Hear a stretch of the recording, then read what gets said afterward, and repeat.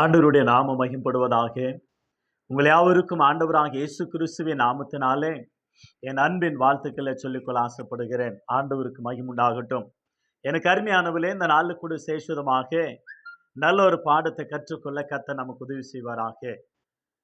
சீமந்தம் உங்களுக்கு நன்றா தெரியும். சீமந்தன் சொன்னவொன்னே, என்ன இது கூட பைபிள் இருக்கா, இப்படி கூட செய்தி இருக்கா? நிச்சயமாக உண்டு.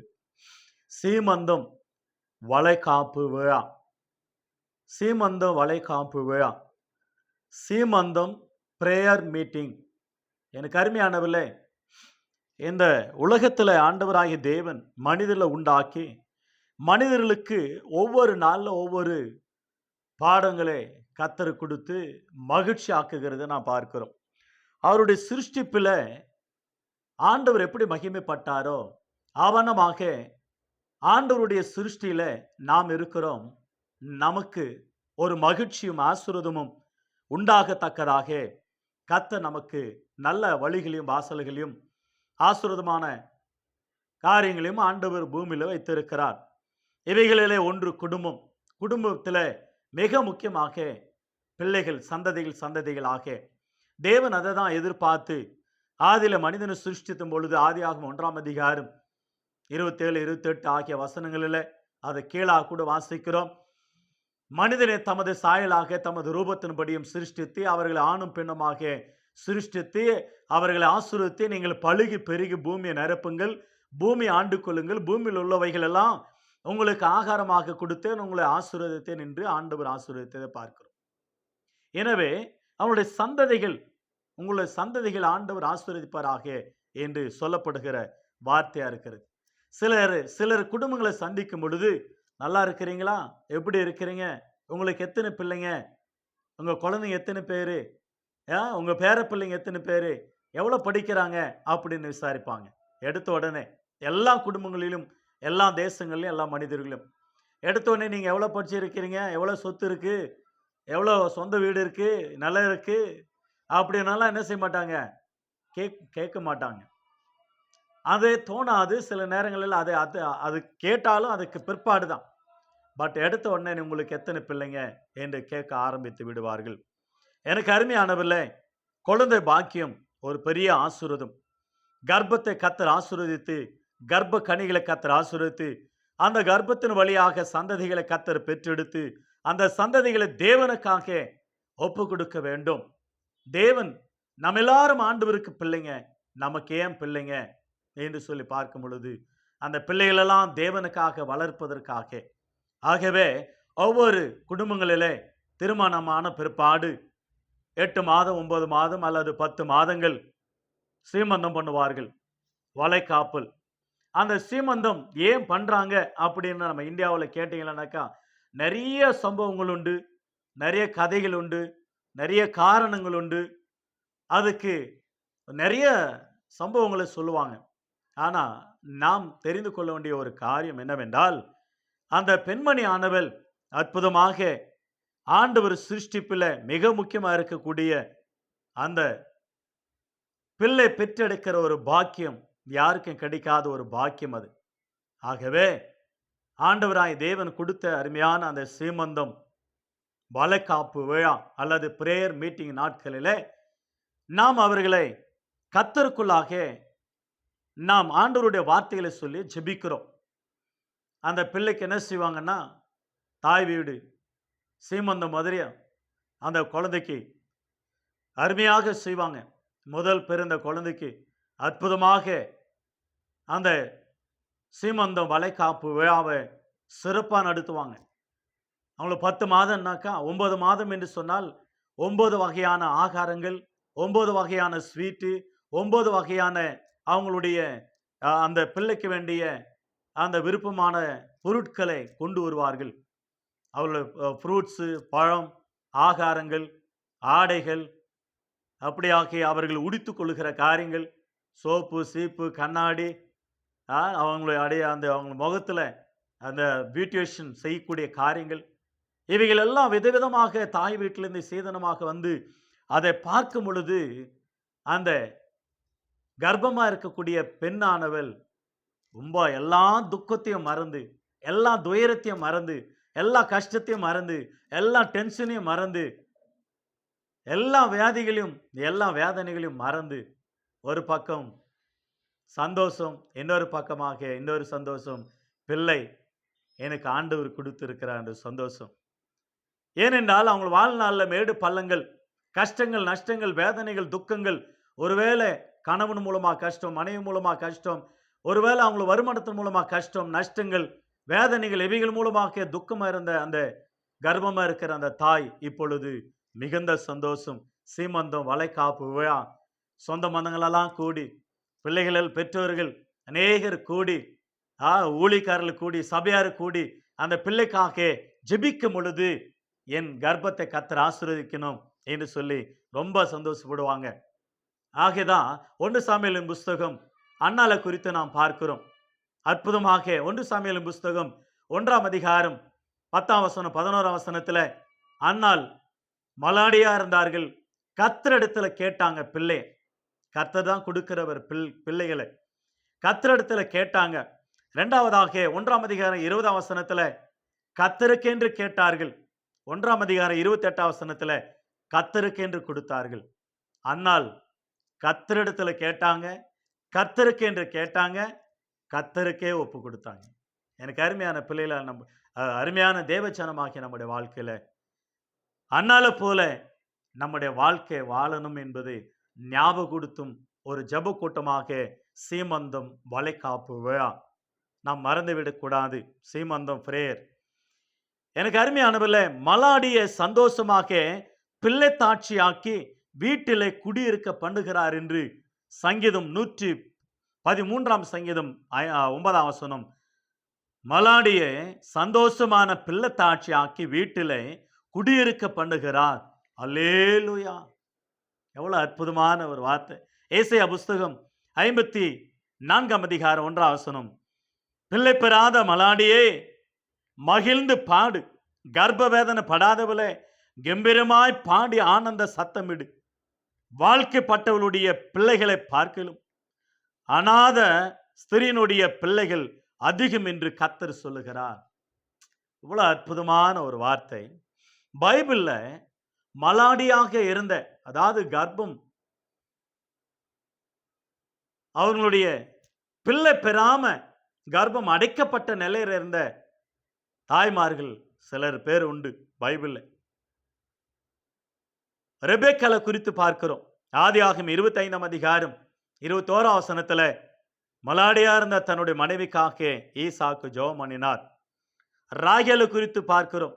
ஆதியாகமம் 30ஆம் அதிகாரம் 22ஆம் வசனம், 29ஆம் அதிகாரம் 31ஆம் வசனம் ராகேலை குறித்து வாசிக்கிறோம். மனோவா மனைவி குறித்து வாசிக்கிறோம். நியாயாதிபதிகள் 13ஆம் அதிகாரம் 2ஆம் வசனத்துல. லூக்கா எழுதின சுவிசேஷம் 1ஆம் அதிகாரம் 7ஆம் வசனமும் 36ஆம் வசனமும் எலிசபெத்தை குறித்து வாசிக்கிறோம். 1 சாமுவேல் 2ஆம் அதிகாரம் 5ஆம் வசனத்துல வாசிக்கிறோம். இவரெல்லாம் மலாடியா இருந்தவர்கள், அல்லாது கர்ப்பம் அடைக்கப்பட்டவர்கள், பிள்ளை பெறாதவர்கள் சொல்லப்படலாம். எனக்கு அருமையானவர்களே, பிள்ளை பெறாதவர்கள் தாய்மார்கள் எத்தனை பேர்கள் உண்டு. ஒருவேளை இந்த செய்தி கேட்கும் போது கூட நீங்க வருத்தப்படலாம், வேதனைப்படலாம்.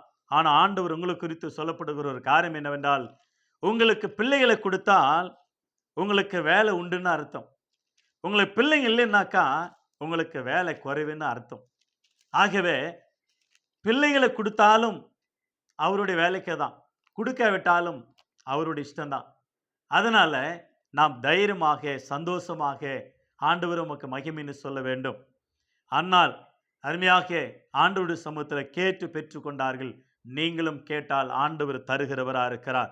லூக்கா எழுதின சுவிசேஷம் 23ஆம் அதிகாரம் 29ஆம் வசனத்துல 23-29ஆம் வசனத்துல திரளான கூட்டமான ஜனங்களும் அவருக்காக புலம்பி அழுகிற ஸ்திரீகளும் அவருக்கு பின் சென்றார்கள். இயேசு அவர்களை பார்த்து முகமாய் திரும்பி, எருசலேம் குமார்த்திகளே, நீங்கள் எனக்காக அழாமல் உங்களுக்காகவும் உங்கள் பிள்ளைகளுக்காகவும் அழுங்கள் என்று சொல்லி ஆண்டவர் அற்புதமாக மலாடியா இருக்கிற கர்ப்பவதிகளுக்கு ஆண்டவர் சொல்லுகிற ஒரு வார்த்தை. 29ஆம் வசனம், 23-29 லூக்கா. இதோ மலாடிகள் பாக்கியவதிகள் என்றும் பிள்ளை பெறாத கர்ப்பங்களும் பால் கூடாத முளைகளும் பாக்கியம் உள்ளவைகள் என்றும் சொல்லப்படும் நாட்கள் வரும். லூக்கா 23ஆம் அதிகாரம் வசனம் 29ஆம் வசனத்துல வாசித்தோம் இல்லையா? பிள்ளை பெறாத கர்ப்பம் அல்லது பிள்ளை பெறாத மலாடியா இருக்கக்கூடியவர்கள் பாக்கியவதிகள், பிள்ளை பெறாதவர்கள் பாக்கியவதிகள் என்று சொல்லி இருக்கிறார். ஏன் அந்த வார்த்தை ஆண்டவர் அழகாக தைரியப்படுத்தி இருக்கிறார் பாருங்க. பாக்கியவதிகளா நிறைய பேர் உலகம் என்னென்னோ பேர் வைக்கும். மலாடியா இருக்கிற பெண்களை பார்த்து, ஆனா ஆண்டவர் பாக்கியவதிகள் சொல்றார். நீங்க பாக்கியவதிகள், சந்தோஷப்படணும், மகிழ்ச்சி அடையணும். கர்த்தர் உங்களை அற்புதமாக பேரிட்டு பாக்கியவதிகள், நீங்கள் பாக்கியவதிகள் என்று சொல்லி ஆண்டவர் அழைத்தார். இரண்டாவதாக, தேவன் பிரசவ பெண்களுக்கு ஏன் வலியும் வேதனையும் வருத்தமும் கஷ்டமும் வர காரணம் என்ன? ஆதியாகமம் 3ஆம் அதிகாரம் 16ஆம் வசனத்தில் வாசிக்கிறோம். பிதாவாகிய தேவன் ஆதாமை கூப்பிட்டான். ஆதாம் தன்னுடைய மனைவி ஆகிய ஏவாள் இடத்துல ஏவாள் செய்த தப்புன்னு சொல்லிட்டாங்க. இப்போ ஏவாளை பார்த்து ஆண்டவர் சொல்றார் ஒரு வார்த்தை, நீ பிள்ளை பெறும் பொழுது உன் வேதனை மிகவும் கொடிதா இருக்கும், பட் ஆனாலும் உன் ஆசை உன் புருஷனை பற்றி இருக்கும் என்று சொல்லி அழகான ஒரு வார்த்தையை அந்த இடத்துல ஆண்டவர் கடிந்து கொண்டு புத்தி சொல்றாரு.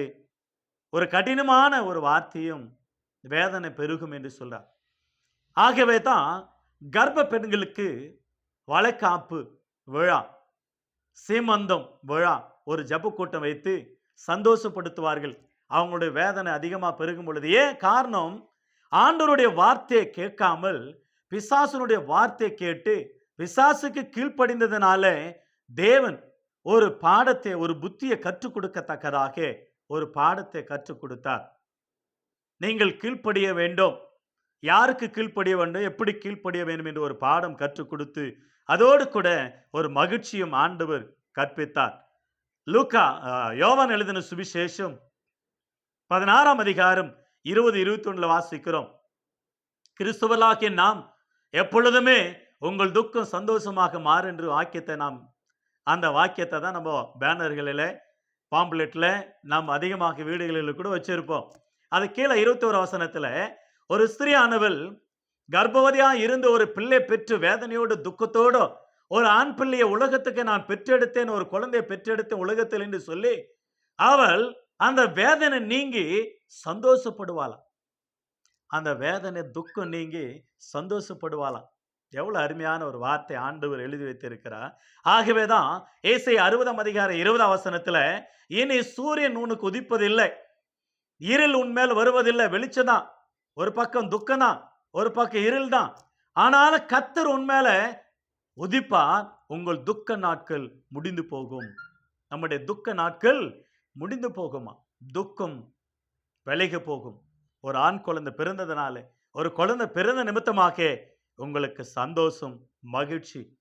ஒரு சம்பவத்தை சொல்லுவாங்க. இந்த போகி பண்டிகை கொண்டாடும் பொழுது அந்த மாட்டு பொங்கல்னு சொல்லுவாங்க கிராமங்களெல்லாம்.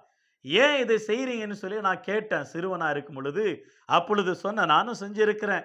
எங்கள் சித்தப்பா வீட்டில் இருக்கும் பொழுது மாடுகளுக்கு நல்ல அழகாக அதுக்கு மாலை போட்டு அதை குளிப்பாட்டி அதை நல்ல அதுக்கு வேண்டிய அதர்சமெல்லாம் அதுக்கு மாலையாக சுற்றி அந்த அந்த அவராம்பூ மாலையை சுற்றி அதுக்கு சந்தோஷமாக அந்த நாள் ரொம்ப கொண்டாடுவோம். அந்த மாட்டு வண்டியும் அந்த ஏர் மாடுகளையும் ஆடுகளையும் எல்லாவற்றையும் மகிழ்ச்சின்னு அந்த அளவில் மகிழ்ச்சி. ஏன் என்று கேட்கும்போது அவர் சொன்னார்கள், இந்த மாடுகள் எல்லாம் ரொம்ப வேதனைப்படும் பொழுது இது போய் யமன் அண்ட போய் கேட்குமா, என்னை பாரு ரொம்ப கொடுமைப்படுத்துறாங்க எங்க எஜமான் என்று சொல்லி, எஜமான் பிள்ளைங்க ரொம்ப கொடுமைப்படுத்துறாங்க. அப்ப நான் வர்றேன்னு சொல்லிட்டு அந்த கடவுள் என்ன செய்வாராம், அது ஒரு நாள் வருவதற்கு அன்றைக்கு தான் வருவாராம். அப்படி வரும்பொழுது எல்லா உலகத்தில் இருக்கிற எல்லா மாடுகளுக்கு குளிப்பாட்டி அதுங்களுக்கு துணி போட்டு ட்ரெஸ் போட்டு மாலை போட்டு அதுங்களுக்கு வடை முறுக்கு பணியாரம் இவைகள் எல்லாம் மாலையாக உடுத்தி ரொம்ப பண்டிகையாக கொண்டாடுவாங்க. மாட்டு பொங்கல் கிராமங்களில் வித்தியாசமா இருக்கும். அவங்க மாட்டில் இருக்கிற அந்த கழுத்தில் இருக்கக்கூடிய அதர்சத்தை இவன் திருடின்னு வந்துடுவான், இவங்க இவங்க மாட்டுல இருக்கிற அதிரசம், அந்த அந்த முறுக்கு, வடை இவைகளெல்லாம் அந்த பறித்து கொண்டு போவாங்க, விளையாடுவாங்க, சாப்பிடுவாங்க. நல்லா ரொம்ப சந்தோஷம், மகிழ்ச்சியா இருப்பாங்க. அன்னைக்கு வந்து பார்த்துட்டு அந்த கடவுள் என்ன செய்வாராம், "இவ்வளவு நல்லா சந்தோஷமா வச்சிருக்கிறாங்க. நீங்க வந்து எங்களாண்ட கம்ப்ளைண்ட் பண்றீங்களே!" அப்படின்னு சொல்லிட்டு போயிடுவாங்களாம். எவ்வளோ வார்த்தை சொல்லியிருக்காங்க. அதே வண்ணமாக ஏன் இந்த சம்பவத்த நான் சொல்றேன்னா, இன்னைக்கு நெறைய பேர் குடும்பங்களில திருமணம் ஆன பெண்கள் கணவன் மூலமாக சந்தோஷம் இல்லாம, மாமியார் மூலமா சந்தோஷம் இல்லாம, மாமனார் மூலமா சந்தோஷம் இல்லாம, சொந்த பந்தம், நாத்தனார், ஓரகத்தி இப்படி பல பேர் இருக்கிறாங்க இல்லைங்களா? அவங்க மூலமாக சந்தோஷம் இல்லாம, வயிற்றுக்குள்ள ஒரு பிள்ளைய பெற்றெடுக்க முடியாத ஒரு நிலையில இருக்கிற அந்த தாய்க்கு, தாய் வீட்டிலிருந்து ஒரு சீதனமாக சீமந்தம், வளைகாப்பு விழா 9 வகையான, 8 வகையான, 7 வகையான அற்புதமான ஆகாரங்களை செய்து சந்தோஷமா சில நேரங்கள்ல கர்ப்பமா இருக்கிற பெண்கள் பாருங்க 2 ஆகாரம் ஆகியனால தான் நம்முடைய அரசாங்கம் அருமையாக கர்ப்ப பெண்களுக்கு உணவு ஊட்டுகிற அப்படியாக அந்த ஸ்தலங்களை வைத்து இருக்கிறார். பால்வடி அந்த பிள்ளைகளுக்கு தருகிற அந்த இடங்களில தாய்மார்கள் போய் மத்தியான நேரத்துல 2 முட்டை சாப்பிடணும், களி சாப்பிடணும், சாப்பாடு சாப்பிடணும், மாவு வாங்கணும், அது ஹார்லிக்ஸ் மாரி குடிக்கணும். நல்ல ஸ்ட்ரென்த் அந்த பிள்ளை பெற்றெடுப்பதற்கும், அந்த பிள்ளையை சுமப்பதற்கும் 2 ஆகாரங்களை தருவாங்க. 2 உயிர் நீங்க சாப்பிடுங்க, சாப்பிடுங்க அப்படின்னு சொல்லிட்டு இன்றைக்கு அது அரசாங்கம் வைத்திருக்கிற அதுக்கு நான் நன்றி செலுத்துகிறேன். அரசாங்கத்துக்கு சல்யூட் பண்ணுகிறேன். அநேக தாய்மார்கள் அந்த நாட்கள் ஆகாரம் இல்லாமல் சில பேர் ஊரை விட்டு ஊரை போய் பொழைக்கிறாங்க. அந்த இடத்துல செட்டில் ஆயிட்டாங்கன்னா, அந்த ஊர்ல வேலை வெட்டி இல்லாம, விவசாயம் விளையாம, தண்ணி இல்லாம, ஆகாரம் இல்லாம அப்படியாக பிழைக்க போனவர்கள் தான் அங்கங்க சிலர் குடியிருக்கிற பொழுது. அப்படிப்பட்ட ஒரு சூழ்நிலையில அந்த தாய் கர்ப்பமா இருக்கும் பொழுது, ஆகாரம் இல்லாமல் இருக்கிற நேரத்துல தாய் வீட்டில இருந்து ஒரு சீதனம். எனக்கு இது போதும், எனக்கு இது போதும். அவர் கர்ப்பமா இருக்கவர்கள் ஆசைப்படுவார்கள் அப்படிப்பட்ட ஆகாரங்கள் மேல. அந்த ஆகாரங்கள் எல்லாம் செஞ்சு அவங்கள ஆசீர்வதித்து அந்த குடும்பங்களை சந்தோஷப்படுத்தி அந்த துக்கத்தோட இருந்தாலும் அந்த துக்கத்தை காணாமல் அழகான பிள்ளையை பெற்றெடுத்து சந்ததிகளை வளர்க்கிற அந்த தாய்மார்களுக்காக நான் நன்றி செலுத்துகிறேன். ஆகவே சீமந்தம், வளைகாப்பு விழா இதை ஜெப கூட்டமாக வைத்து இந்த வார்த்தைகள் எல்லாம் அவர்களுக்கு சொல்லும் பொழுது அவர்கள் மகிழ்ச்சி அடைவார்கள். மூன்றாவதாக சகல ஜனங்களை பார்க்கிலும் நீ ஆசீர்வதிக்கப்பட்டிருப்பாய், உன் ஆடு மாடுகள் உன் கர்ப்பம் மலாடியா ஒன்றும் இருப்பதில்லை என்று உபாகமம் 7ஆம் அதிகாரம் 14 வசனத்தில் வாசிக்கிறோம். மலாடியாக ஒன்றும் இருப்பதில்லை, காரணம் நீ சகல ஜனங்களிலும் நீங்கள் ஆசீர்வதிக்கப்பட்டிருப்பீர்கள். சங்கீதம் 113ஆம் சங்கீதம் 9ஆம் வசனமும், ஏசாயா 54ஆம் அதிகாரம் 1ஆம் வசனமும், மலாடியே மகிழ்ந்து சந்தோஷமாக நீ இரு, காரணம் என்னவென்றால் தேவன் உன்னை பிள்ளைத்தாட்சியாக ஆண்டவர் உன்னை ஆசீர்வதிக்கிறான் சொல்லப்படு அருமையான வார்த்தையா இருக்கிறது நாம் பார்க்கிறோம். 127ஆம் சங்கீதம் வசனம் 4ஆம் வசனத்தில் 5ஆம் வசனத்திலும், இதோ பிள்ளைகள் கர்த்தரால் ஒரு சுதந்திரம், கர்ப்பத்தின் கனி அவரால் கிடைக்கும் பலன் என்று அற்புதமாக சாலமோன் மூலமாக தேவன் எழுதி வைத்தார். பிள்ளைகள் ஆண்டவர் கொடுக்கிற ஒரு கிஃப்ட், ஆண்டவர் கொடுக்கிற ஒரு கிஃப்ட். அது அந்த கிஃப்டை நம்ம பயன்படுத்தி அவருக்காக நம்ம கொடுக்கணும். கர்த்தருக்கு மகிமுண்டாகட்டும். தேவன் கொடுக்கிற ஒரு கிஃப்ட் ஒவ்வொரு பிள்ளையும், பிள்ளை செல்வாக்கும், கர்ப்ப கனிகள், கர்ப்பத்தின் பிள்ளைங்க ஆண்டவர் கொடுக்கிற அருமையான ஒரு அற்புதமாக செயல் அது. கலாத்தியர் 4ஆம் அதிகாரம் 27 கூட வாசிக்கிறோம் இல்லையா? பிள்ளை பெறாத மலாடிய பிள்ளைத்தாட்சி ஆக்கி ஆசீர்வதிக்கிற ஆண்டவர் என்று சொல்லி, எனக்கு அருமையான கர்த்தருடைய பிள்ளை, நம்முடைய வாழ்க்கையில ஆண்டவர் எவ்வளவு அற்புதமானவர் என்பது குறித்து நாம் மறந்துவிடக் கூடாது. 4ஆவதாக ஏசாயா புஸ்தகம் 66ஆம் அதிகாரம் 7 முதல் 14 வரை, பிள்ளைகளை பெற பண்ணுகிறவராகிய நான் பெறாமல் தடை செய்வோனோ என்று சொல்லி அற்புதமாக அந்த அதிகாரமே ரொம்ப நல்லா இருக்கும். ஏசாயா புஸ்தகம் 66ஆம் அதிகாரம் வசனம் 7ஆம் வசனம் முதற்கொண்டு பாருங்களேன். ஏசாயா புஸ்தகம், the book of Isaiah chapter 6 chapter verse 7 to 13. ஏசாயா 66ஆம் அதிகாரம் 7 முதல் 13 வசனங்களில், பிரசவேதனை படுமுன் பெற்றால், கர்ப்ப வேதனை வரும் முன் ஆண் பிள்ளை பெற்றால், இப்படிப்பட்டவைகளை கேள்விப்பட்டது யார்? இப்படிப்பட்டவைகளை கண்டது யார்? ஒரு தேசத்துக்கு ஒரே நாளில் பிள்ளை பேரு வருமோ? ஒரு ஜாதி ஒருமிக்க பிறக்குமோ? சியோனோவேனில் ஒருமிக்க வேதனைப்பட்டு தான் குமாரரை பெற்றும் இருக்கிறது. பெற பண்ணுகிறவராகிய நான் பெற செய்யாமல் இருப்பேனோ என்று கர்த்தர் சொல்லுகிறார். பிரசவிக்க பண்ணுகிறவராகிய நான் பிரசவத்தை தடுப்பேனோ என்று உன் தேவன் சொல்லுகிறார். எருசலமே, நேசிக்கிற நீங்கள் எல்லாரும் அவளோடு கூட சந்தோஷப்பட்டு அவளை குறித்து களி கூறுங்கள். அவள் நிமித்தம் துக்கித்திருந்த நீங்கள் எல்லாரும் அவளோடு கூட மகிழுங்கள். நீங்கள் அவளுடைய ஆறுதலின் முளைப்பாலை உண்டு திருப்தியாக்கி நீங்கள் சூப்பி குடித்து அவளுடைய மகிமின் பிரகாசத்தினாலே மனமகிழ்ச்சி ஆகுங்கள். கர்த்தர் சொல்லுகிறது என்னவென்றால், இதோ நான் சமாதானத்தை ஒரு நதியை போலவும் ஜாதிகளின் மகிமை புரண்டு ஓடுகிற ஆற்று போலவும் அவளிடமாக பாயும்படி செய்வேன். அப்பொழுது நீங்கள் முளைப்பால் குடிப்பீர்கள், இடுப்பில் வைத்து சுமக்கப்படுவீர்கள், முழங்காலில் வைத்து தாளாட்டப்படுவீர்கள். ஒருவனை அவன் தாய் தேற்றுவது போல நான் உங்களை தேற்றுவேன். நீங்கள் எருசலேமிலே தேற்றப்படுவீர்கள். 14 கூட நீங்கள் அதை காணும் பொழுது உங்கள் இருதயம் மகிழ்ந்து உங்கள் எலும்புகள் பசும் புல்ல போல சுளிக்கும். அப்பொழுது கர்த்தருடைய ஊழிக்காரர் இடத்தில் அவருடைய கரமும் அவருடைய சத்துருக்கள் இடத்தில் அவருடைய சினமும் அறியப்படும். நீங்கள் முழங்காலில் வைத்து தாளாட்டப்படுவீர்கள். பெற பண்ணுகிறவராக்கி நாம் பிள்ளைகளை பெற பண்ணாமல் இருப்பேனோ என்று சொல்லி ஆண்டவர் அருமையாக நல்ல அருமையான ஒரு அதிகாரம், ஏசாயா 66 அதிகாரம் 7 முதல் 14 வசனங்களில் அற்புதமாக பிள்ளைகளை பெற பண்ணுவராக்கி நாம் தடை பண்ணுவேனோ, உதவி செய்யாமல் இருப்பேனோ? அவர் செய்கிறவரா இருக்கிறார். அதோடு கூட ஆசீர்வாதம் எலும்புகளை சொலிக்கும்படியா செய்கிறார். தாயின் கருவில எலும்புகள் எப்படி உருவாகிறது என்று டாக்டர்களுக்கு தெரியாது, தாய்க்கு தெரியாது, தகப்பனுக்கு தெரியாது, உலகத்தில் அறிவாளிகளுக்கும் தெரியாது. ஆண்டவருக்கு மட்டும்தான் தெரியும். ஏன்னா அவர் அற்புதர், சிருஷ்டிகளின் தேவன், சிருஷ்டி கர்த்தர் அவர். 5வதாக கர்த்தருக்காக பிள்ளைகளை வளர்க்க வேண்டும். நாம் எல்லாரும் பிள்ளைகள் ஆண்டவருக்கு. நமக்கு ஏன் பிள்ளைகள் என்ன? கர்த்தருக்காக வளர்க்க வேண்டும். யாத்திராகமம் 2 அதிகாரம் 6 முதல் 9 வசனங்களில் மோசேயை குறித்து நாம் வாசிக்கிறோம். பார்வோனுடைய குமாரத்தி நதியில குளிக்க வரும் பொழுது நாணல் பெட்டில் இருக்கிற அந்த குழந்தையை பார்த்து மோசேக்கு இவன் ஜலத்திலிருந்து எடுத்தபடினால் மோசே என்று பெயர் வைத்தால் அந்த குழந்தைக்கு வளர்க்கத்தக்கதாக இரக்கம் உண்டாயிற்று. அப்பொழுதுதான் இதை வளர்க்கும்படியாக ஒரு தாயை தேடும் பொழுது அதனுடைய சகோதரி அதை பெற்றெடுத்த தாயை கொண்டு வருகிறார்கள். அப்பொழுது அந்த பெண்மணி கேட்கிற வார்த்தை பாருங்கள், 7-8 யாத்திராகமம் 2 அதிகாரத்துல, இந்த பிள்ளை எனக்காக வளர்த்து விடு, நான் உனக்கு சம்பளம் தருகிறேன். எனக்கு அருமையானவில்லை, நாம கொடுக்கிற பிள்ளைகள் எல்லாருக்கும் ஆண்டவருக்காக வளர்த்துறோம். ஆண்டவர் நமக்கு சம்பளம் தருகிறார். ஆகாரம், தண்ணீர், காற்று, நீர், நெருப்பு, உடைகள், ஆடைகள், ஆகாரங்கள் எல்லாமே ஆண்டவர் தருகிறார். நாம் எல்லாரும் நம்முடைய பிள்ளைகள் ஆண்டவருக்காக வளர்க்க வேண்டும் என்று ஆண்டவர் அவைகளை தருகிறார். அதே யாத்திராகமம் 1 அதிகாரம் 15 முதல் 22 அந்த மருத்துவ வாட்சியில கூட அவங்களோட வீடுகள் தழக்க செய்தார், செழிக்க செய்தார், ஆசீர்வதித்தார். சிப்பிரால், பூவால் அந்த மருத்துவ வாட்சிகளை கூட கர்த்தர் ஆசீர்வதித்ததை நாம் பார்க்கிறோம்.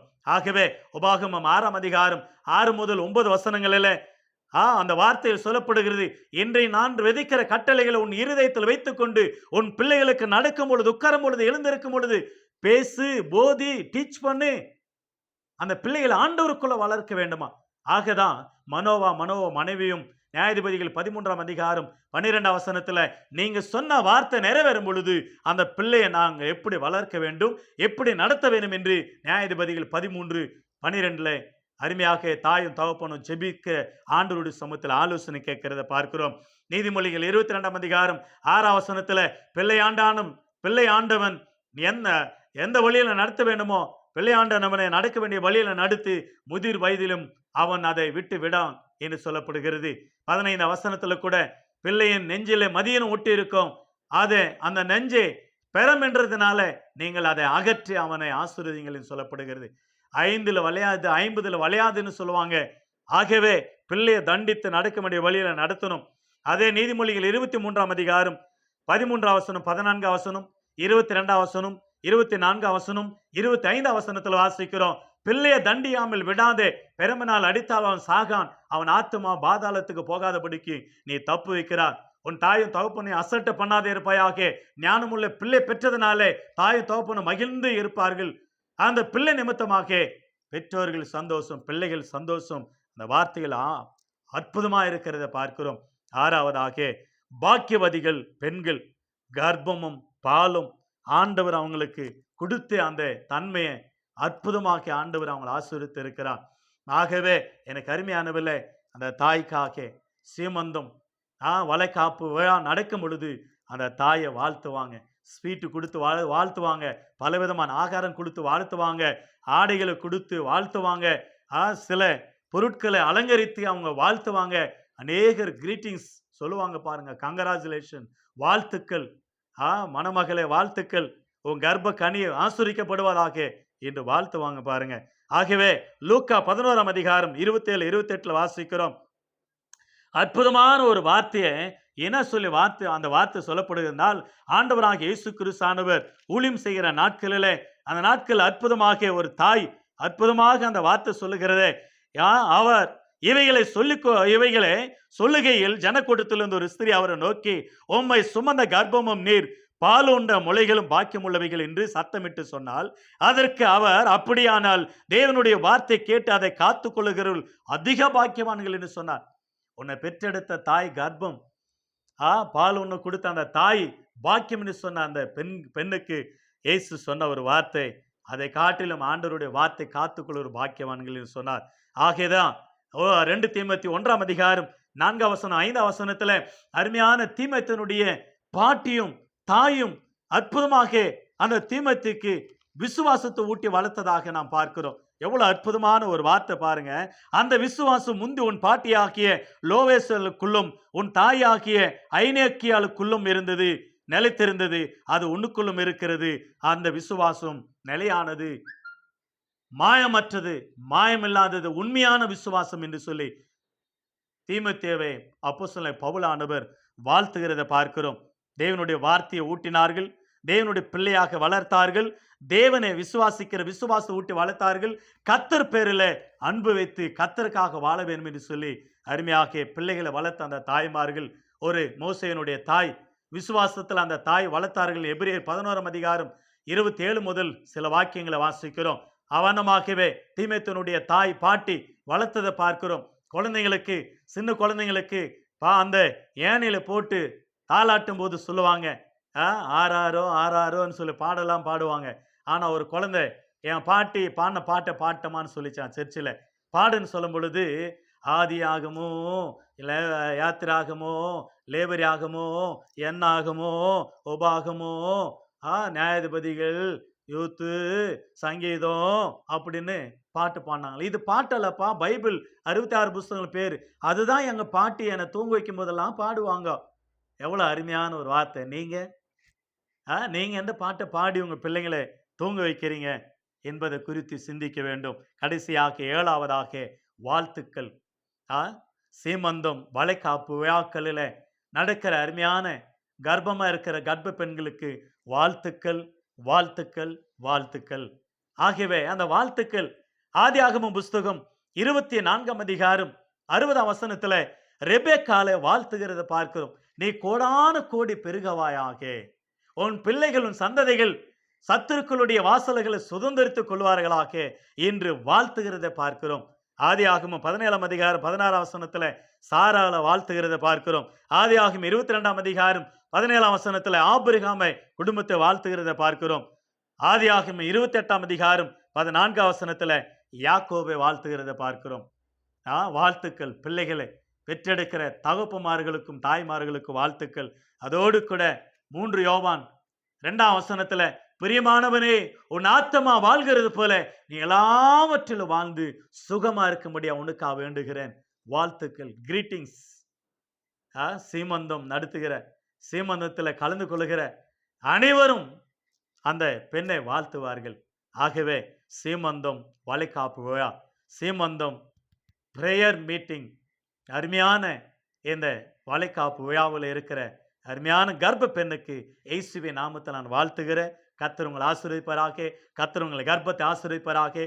ஆண்டவருக்காக பிள்ளைகளை பெற்றெடுங்கள். ஆண்டவருக்காக வளருங்கள். ஒரு அண்ணால போல, ஒரு அருமையாக ஒரு மோசே தாயை போல, ஒரு தீமோத்தேயு தாயை போல, ஒரு அருமையாக ஆண்டவராகிய தேவன் வேதத்தில் இருக்கிற அன்னாள் தாயை போல கர்த்தருடைய சமூகத்தில் உங்க பிள்ளைங்களை வளர்த்து ஆளாக்குங்க. கர்த்தருக்காக சமுதாயத்தில் அந்த பிள்ளைகள் சாட்சிகளாக, சபைக்கு சாட்சியா, சமுதாயத்தில் சாட்சியா, ஒரு விழிப்புணர்வு கொடுக்கிற ஒரு நல்ல சாட்சி உள்ள குடும்பமாக பிள்ளைகளாக வளர்ப்போம். அந்த பிள்ளைகள் ஆண்டவருடைய வார்த்தையினால வளர்ப்போம். ஆண்டவராகிய தேவன் சமுதாயத்தில் அந்த பிள்ளைகளை ஆசீர்வதிக்கட்டும். கர்த்தர் உங்களை கர்ப்பக்கனி ஆசீர்வதிப்பாராக. God bless you all. கர்த்தருடைய நாமம் மகிமைப்படுவதாக. கர்த்தர் சித்தமானால் இன்னொரு தலைப்பில் உங்களோடு கூட சந்திக்கிறேன். God bless you all. கர்த்தருடைய நாமத்தை நான் உங்களை ஆசீர்வதிக்கிறேன். God bless you all.